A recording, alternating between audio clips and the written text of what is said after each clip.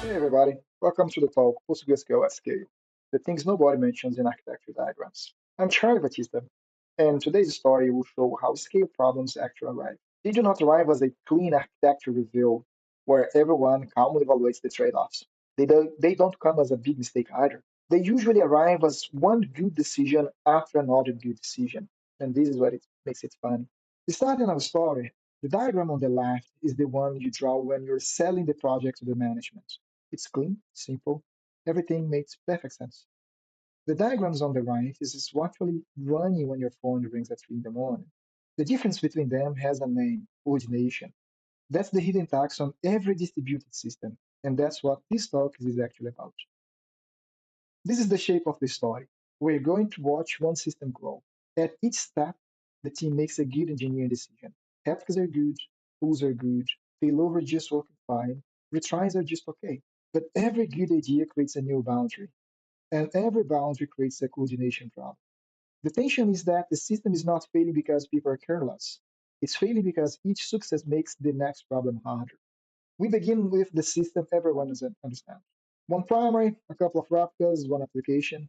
It's easy to explain, easy to debug, and for a long time it works pretty well. And this is important here. Nothing is wrong with this design. There is no villain in this story. The architecture is clean and there's no problem yet. The system is small. The first crack appears when the success actually arrives to the system. So more users, more reads, more services, more connections. So the team reaches for the most obvious scaling move. Let's send the reads to the replica.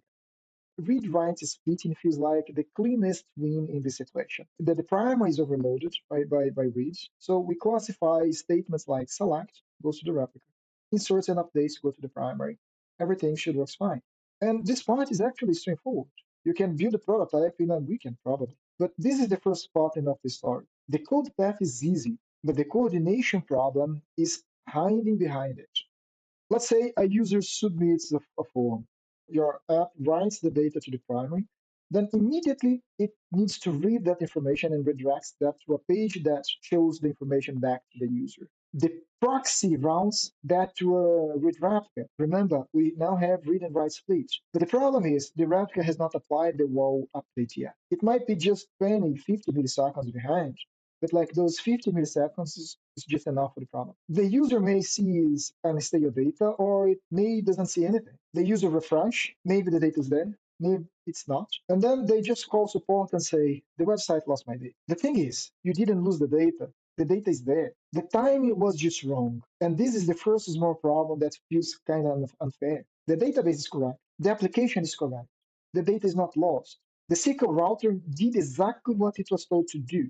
The bug is not on the application. The bug is not on the database, and the bug is not on the puller. The bug here is just timing. The read arrived before the replica just got the data. And that is the moment the architecture stops being a diagram and starts being a distributed system problem. The team now has to make its first bargain. It's not about which solution is perfect, because there's no one. The real question is, where do you want to play? Maybe you want to go for the sticky primary. So after any write, you pin that session to the primer for X milliseconds. Simple, no app changes. But now you're burning primary capacity for the reads that could have gone to the replicas, and the X is just a guess. You don't know exactly what is the number that needs to go there, because if it's too short, we still get the same anomaly. And if it's too long, you just defeated the purpose for having the read and write split. Well, what about to be fancier? Let's say we are going to follow the LSM tokens. We capture exactly where in the wall stream the write landed. We pass that token forward. We gate the reads until the replica has got up to that exactly position. Problem solved. Max read are always correct. But now someone has to carry the token across the service's boundaries. Maybe in a header, maybe in a queue message. It doesn't matter. It's now an application architecture decision, not a proxy decision anymore. What about synchronous replication? So if we use synchronous replication no matter what, the data will be written to the replica before the commit returns to the application, right? Always consistent. The trade-off here is that every single write now takes at least one extra network round trip because it needs to go to the Replica and the Replica needs to apply all that work now is latency. Also, remember that if your synchronous Replica disappears, your writes will block until it comes back. So higher latency. Why not just pin to the primary? Right? Everything goes to the primary. It's always correct. There is no issue. So, but the question is whether you are okay paying for the replicas that you're not using for reading anymore. Now they are there for high availability, for example, but they're not going to be used for reading anymore. We are using Q in this presentation as a case study, right? So Q is a lightweight database. It is a connection pooler and proxy. Q currently supports PostgreSQL and MySQL. And for Q, for now, we ship the stick primary as the default mechanism. We also have LSN tokens as experimental, because even though LSN tokens are conceptually more correct, more accurate, they are harder and more complex to implement because that requires the whole system to participate on the decision. All right, before we look at the LSN token version, we need to name the thing it is trying to control. Now we're trying to control the replication lag, because once reads can go to the replicas, time now becomes part of the API. And people tend to think of replication lag as a single number. Something like our replicas are 200 milliseconds behind, it's 1 minute behind, or our replicas is 1 megabytes behind.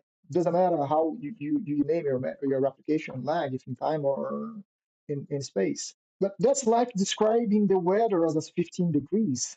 It's not wrong, but it hides almost everything that matters. In reality, lag is a distribution, and under normal load, your replicas are sub-milliseconds behind. It doesn't lag that much. Everything is fine. Then let's say a vacuum comes, or a long transactions hold snapshot, or it doesn't matter. Someone does an outer table, right? And suddenly that replica now starts to increase, and the replication lag goes to 2, 3, whatever milliseconds, maybe seconds behind the primary. And if you look at the average across the day, it may look fine because on the average, your application lag was just okay because most of the time it was under milliseconds. But if you look at the P99 values at 2, 3 p.m. during that outer table or that vacuum, this is what's causing your support tickets to rise. It's not the average. And here's an even subtler trap. If you're routing based on replication lag, maybe you're using pgstack replication, that's going to give you a few different values. You might have write lag, flush lag, and replay lag.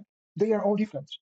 Which one really matters, right? In our case, in our example here, we need to get the replay. So that's when the data is actually on the replica, once that's being replayed. And if you look now, the story has moved from route this query to understand time. And once the replicas exist, time is no longer an implementation detail. It is part of your correctness model. And this is why LSN tokens are attractive. They turn wait a bit into wait until the replica reaches this exactly point. And doesn't matter how long that needs to wait, because it will always get accurate values. Once we think in terms of wall position, one service reading its own write is kind of manageable, right? Because we're using the LSN, for example, so the proxy can handle that internally. So when the application sends the write, it can and sends a reader. So we can manage that. But if you look at this diagram now, it's getting harder because now we have two different microservices. We may have a microservices A that writes something, and the microservices B that might be in a completely different separate process, might even be behind a different separate pool. It needs to read it back. And now the time coordination gets even more complicated. And notice what we just did. We made the application responsible for carrying that database cursor through its messaging layer. The LSN goes into the API response, or it may go into a queue, an event queue, doesn't matter. So the service B picks that LSN and it sets it as a read gate. So it's going to wait until the replica catches up with that one, and then it's be able to read that information. There's no problem in this implementation here. There's no race condition, no stay reads, but it requires a cooperation from the entire stack. This is where the problem gets bigger than the database itself. The consistency token has to move to HTTP header, AQ, or RPC, doesn't matter. A database guarantee now has become an application protocol. And this is the escalation. Correctness is no longer local to one connection. It now has to travel through the whole architecture. While the replica problem was about time, the next problem is about volume. Let's say we have a rolling restart. Normal operation, maybe a deployment, maybe a certificate birthday, it doesn't really matter. We may have thousands of Kubernetes pods that come back up after that short window, and which one opens connections to the database? That's potentially tens of thousands of new PostgreSQL connections. Postgres doesn't have a shared connection pool. It forces a separate backend process per connection. Tens of thousands of new process means memory starts climbing, the kernel TCP backlog starts feeding up, the health check starts failing because the connection handshake takes too long now. So your Kubernetes sees failing health checks. It's gonna conclude that the pods are broken. It starts killing and restarting those pods. More restarts mean more reconnections. More reconnections mean more memory pressure. More memory pressure means more failing health checks. Do you see the pattern? The restarted caused the failure that's preventing the start from completing. We got into a loop. You did exactly the right operation thing and it destroyed your cluster. This is the second pattern. Safe operations may become unsafe when everyone does them at the same time. The instinct here is add a pool, right? Instead of sending all those connections directly to the database, let's just add a connection pooler. And a mature pooler really helps here. For example, both PG Bouncer and Queue, they have a wait queue. They use the same basic idea. Don't let every caller become a brand new Postgres backend connection at the same time. The bad version of a pooler is the naive one. Every application process owns its own time local pool. Every process reconnects at once. And there is no shared admission control in front of the database. From the database point of view, that's still a storm. It doesn't matter if your application has its own connection pooler. If you have many applications or many small microservices, if they need many database connections and all of them send at the same time, you just move the problem to a different abstraction. Now the problem is just closer to the client side. But what you actually saves your is an admission control with a bounded wait queue. So when the pool is full, incoming requests wait for a configurable maximum time. If a connection opens within that window, fine, we just reallocate to one of the front end of the client connection. If not, they fail fast with a clean error to the application because there is no enough connection to the database. And this is the secret. The key of that becomes the real-time pressure signal. And we can expose that information as a metric.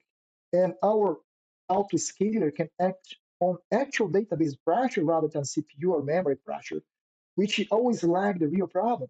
So now instead of looking on how the CPU is moving, if you're like a 95 or whatever percent of CPU, if you're going to memory pressure, we look on how things are coming on the queue from the connection pooler. So we understand if we need to scale up or scale down on our Kubernetes cluster. And in this case, the pool is not just a performance optimization anymore. It's a safety valve.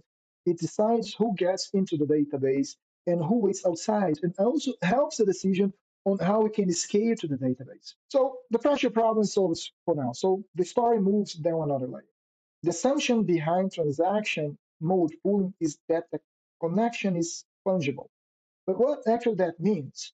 It means that any connection is as good as any other connection. But your application does not use bare connection. It uses sessions, and sessions, they have state. Look at this code example here.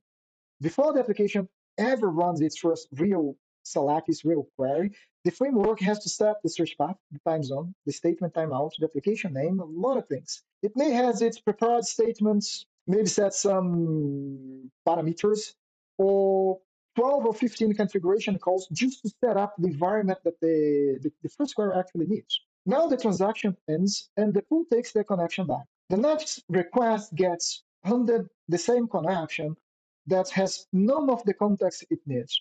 So it may need a different search path.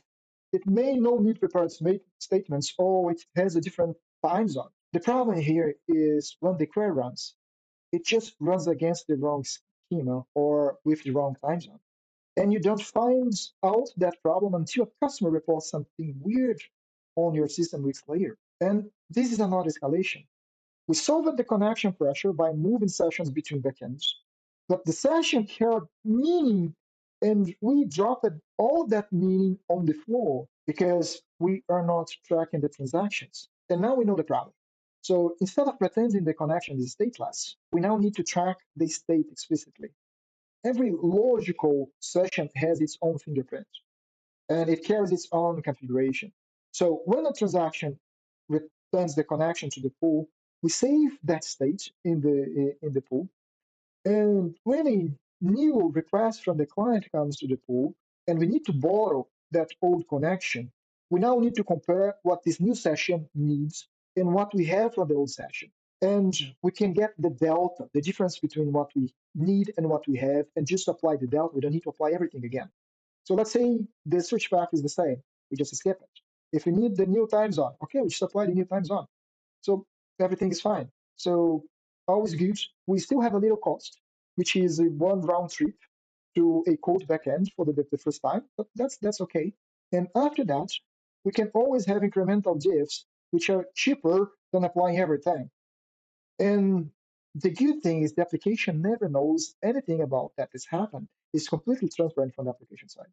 But notice the shape of the fix. We did not remove the state. We admitted that the state exists. We named it, we track it, and now we're replaying it deliberately. And keep that in mind because that pattern will come back again. Well, one thing that we need to know is that prepared statements are a particularly sharp edge of the session state problem. When you prepare a named statement, which most of the ORMs and frameworks do today automatically, that statement exists on that exactly back-end process that was prepared. It means on that exactly connection. It's not on the whole Postgres itself. It's not on the wall. It's not on the memory the whole shared memory, it's on that specific backend. It's on that specific connection. When the pool moves your session to different backends, that statement, that prepared statement now is gone. The next time your application tries to use that prepared statement, you're gonna get this error here. Prepared statement, whatever, does not exist. So the four strategies that we see here, they have their own trade-offs. Hill uses virtualization by default. So we intercept the parse message when a prepared statement is first created. We create a table for all of those so we remember it. And when we need, we replay it on any new backend that the sessions require that prepared statement. The cost is one parse round trip per statement per new backend. You still you're gonna see that as the state sync replay rate metrics on the queue itself. So at this point, the story has changed again. We're not just routing SQL anymore. We're now preserving the illusion that the logical session exists while the physical backend changes underneath it all the time. All right, now we got to the point that our data doesn't fit anymore on a single database instance. So we have a table that has terabytes, petabytes of data. It's becoming too expensive to hold the table on the same instance. And when that happens, sharding is usually what comes to the mind. And this is the point where most database scaling conversations start to get really uncomfortable because every vendor is going to tell you that their strategy is the best one. And might not be. And the problem is how to choose the best strategy. For this conversation, we're going to talk about three of them. And the question is not which one is scaled best, but which one has the failure modes that I'm willing to own and I'm able to recover faster. And at this point, we have escalated from which replica should answer to where does the actual data live? Well, let's start with the hash. In this case, you hash the key, you take the module, you route to that shard, and that's it. That's simple, excellent load distribution. The failure mode hits you when you need to grow. When you add a new shard, the module changes. The key that used to land on the shard number 2 now lands on the shard 4. In the worst case, nearly every row in your dataset needs to move to a new location. And this is not a slow background operation. It's a migration that loads your entire dataset while the system still needs to be online. You need to double writes during the transition. You need a plan for the cutover window. You need a tested rollback. Consistent hashing reduces the amount of movement, but it doesn't make the problem disappear. Just make it a bit faster. The next one is the range. Range sharding has real advantages. Range scans are efficient because related data lives together. Archiving old data is trivial. You just drop the old shard. Rotating time series partitions is just a metadata operation, not a data migration. The failure mode here is the hot shard. If your shard key is monotonically increasing, and for a lot of systems it is because you're either using an out increment ID or timestamps, then all of your new writes always go to the most recent shard. In this case, we end up with one shard doing all the work and the other sitting there quietly. This is not a theoretical problem. It happens to almost every time serial workload that does not think careful about the key selection up front. Directly shard sounds like the best of the both worlds. Want to move tenant 42 to different shards? No problem. Just update one row. No data movement in the common case. Completely control over placement. Rebalance any tenant with a single metadata operation really fast, really cheap. But there's a catch. The catch is the lookup table is now on the critical path of every single query in your system. It needs to be faster than your actual queries, meaning it needs to be cached.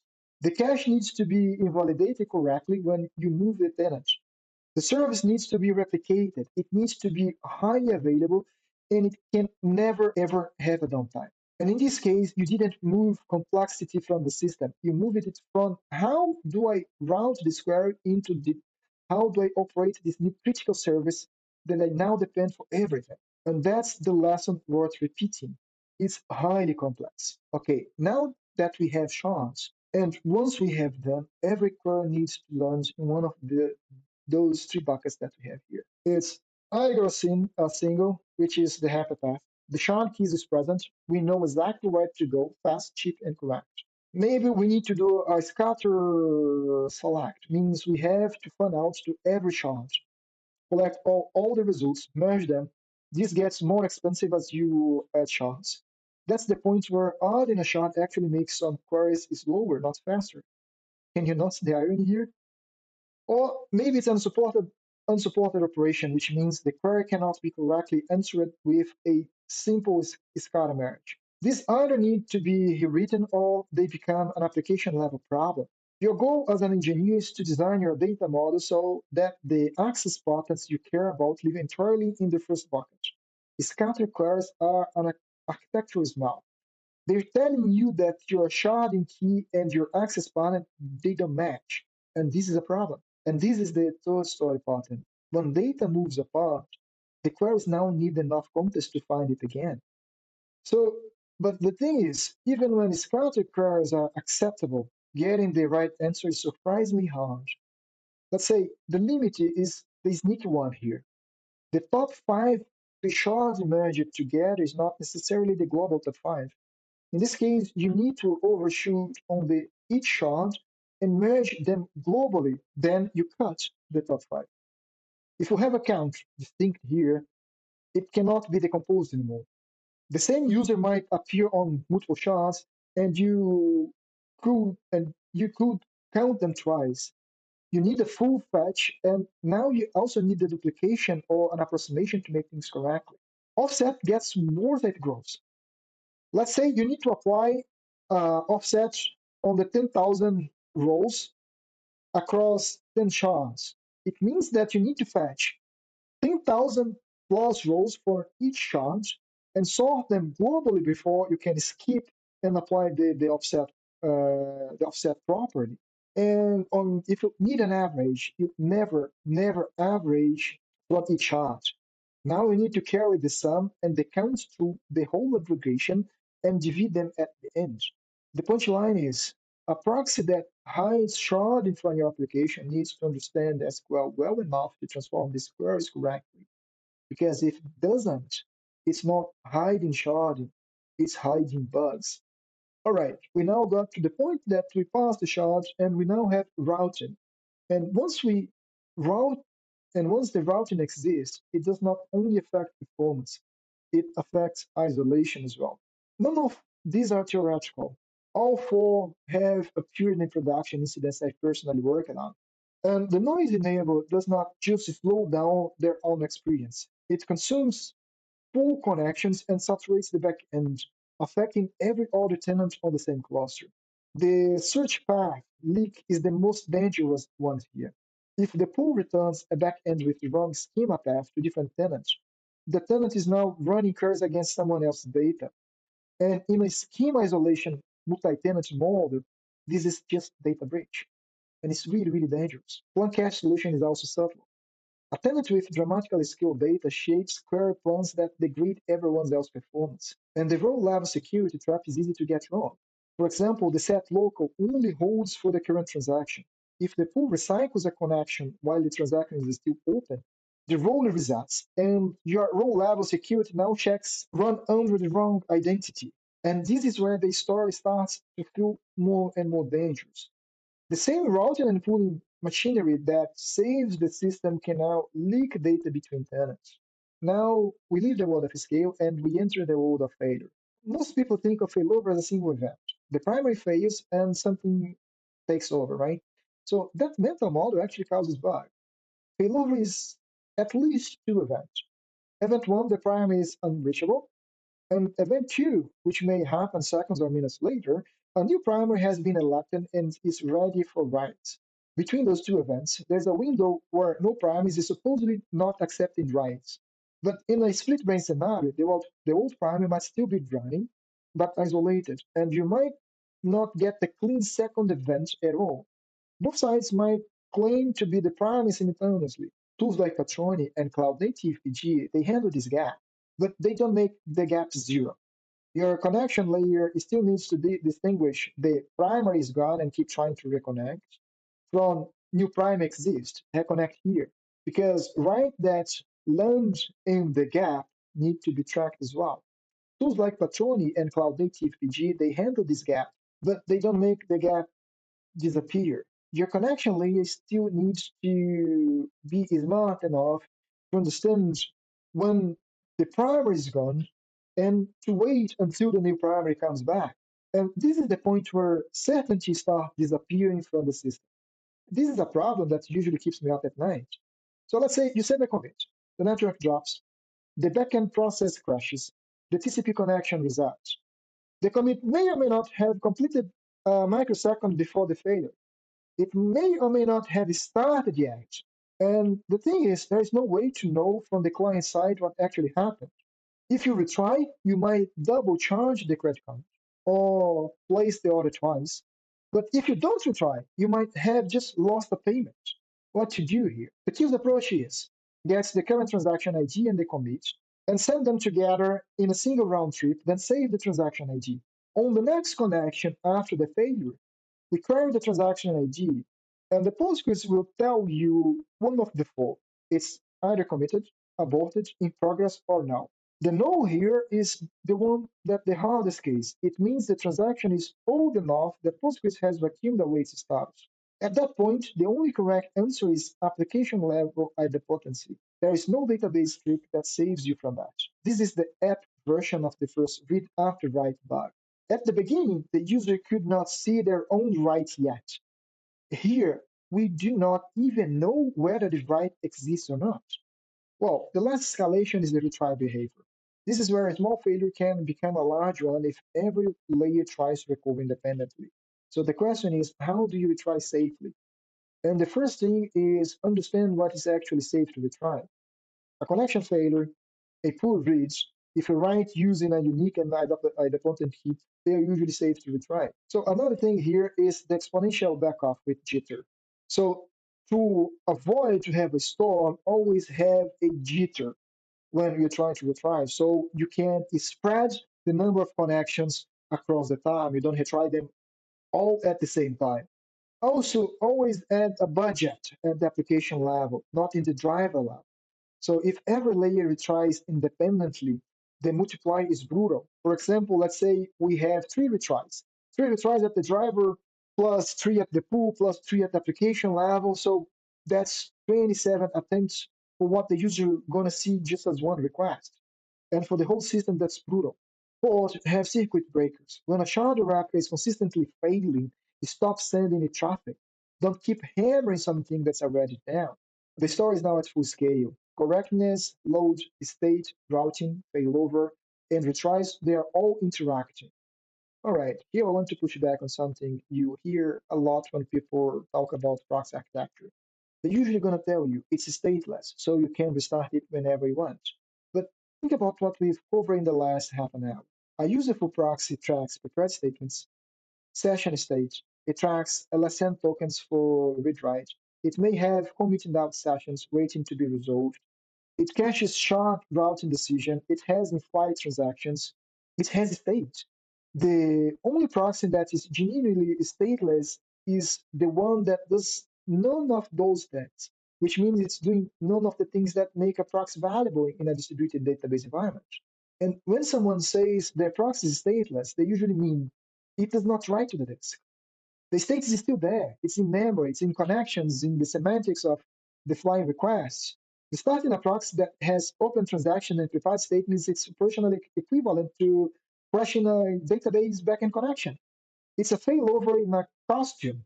So, and you should, it's a failover in a costume. It means that you should plan for it like you plan for a failover. And this is the final line because it summarizes the whole story. The state exists. The only question is whether your architecture admits or not, and whether your architecture is prepared or not to handle that failure, that state. And now it's time for me to pull the threads through everything that you covered here. So if you want to have read after write, the two nodes need to agree on which one has the current version of the data. If you want to have failover, multiple nodes need to agree on which one is actually the current authority for the writes. If you want to have sharding, the queries need to know where data lives as data moves between the shards. If you want to have consistency retries, the client and the server needs to agree on what actually happened to a transaction. And for prepared statement across pools, the sessions need to agree on what state each backend has. The summary, as we see here, is coordination. PostgreSQL and modern database, they solve all of those correctly within a single server. The MVCC system, the wall, the lock manager, all sophisticated rack and battle tested solutions to coordinate those problems. But when you add a pool, a proxy, or a shard router in front of the database, you are not extending Postgres. You are building a new distributed system with Postgres as one of the components. And that new distributed system inherits all the coordination problems of distributed systems. And Postgres is actually the easiest part. The hard part is everything around it. If people remember one sentence, it should be this. Scaling Postgres is not mainly about making Postgres bigger. It's about coordinating everything you put around it. You need to understand your tools. And taking Q here as an example, those are some the warning lights that we need you to know. The pool weight Q number here is your real back pressure signal. Hook it to your autoscaler and you can scale on actual database pressure, not lagging CPU or memory metrics. Use the P99 border latency, not the mean or average. Storms, they show up in the tail, not on the average. Take your replica lag as a distribution, not as a scala. If you're graphing average lag, you're graphing a lie. You want to see when the 990% try crosses your SLO threshold and then take an action. The state sync replay rate tells you how often Q is replaying session state on cold backends. If this is high, your pool is churning connections when it could be reusing them. The CID count here is the number of committing doubt events per interval. In a healthy system, this should be near to zero. A spike means that you either have a network instability or we are getting backend crashes. The SCADA burnout ratio here tells you how often your application is doing the SCADA queries.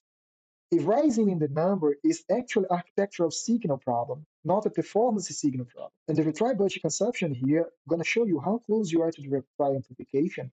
And if you get to that point, you're getting to troubles because you might have an outage just a few minutes later. The metric should tell you in which chart you are here. You may be coming to application lag or full pressure or something else. You need to understand the metrics to see what are the actions you need to take. All right, we're coming to the end. And here are 5 things that I would like you to take home. The first is the architecture diagram is not the design. The design is the failure mode matrix. The list of things that can go wrong and what happens when they do and what should be done when they happen. The second is correctness has a config flag. It might be a synchronous commit for you, or stick to prime, or something else. Keep in mind that the full recommendations, they're almost always tuned for performance rather than correctness. Remember, you cannot uncorrupt the data once they get corrupted. The third is stateless middleware is a story that you tell yourself. Remember, the state's there. You need to know what it leaves and what happens when the process restarts. The fourth, you tries it without a budget are a denial of service attack against yourself. The fifth is the hard work in PostgreSQL at scale is usually not at Postgres. It's in the coordination layer. This is where the bugs usually are. And this is where you should be spending most of your time and effort to get it correct. Well, with all that said, thank you to stay here to the end. Q is an open source project. QR code on the left is the GitHub. If anything we covered today is a problem that you're dealing with, we'd love to hear about that. So either as a contributor, as user, or just someone who wants to exchange ideas, we love to exchange ideas. You can also find me on LinkedIn. That's the other QR code. You can always drop me any question as well. I'll be happy to try to answer anything. And thanks again. See you next time.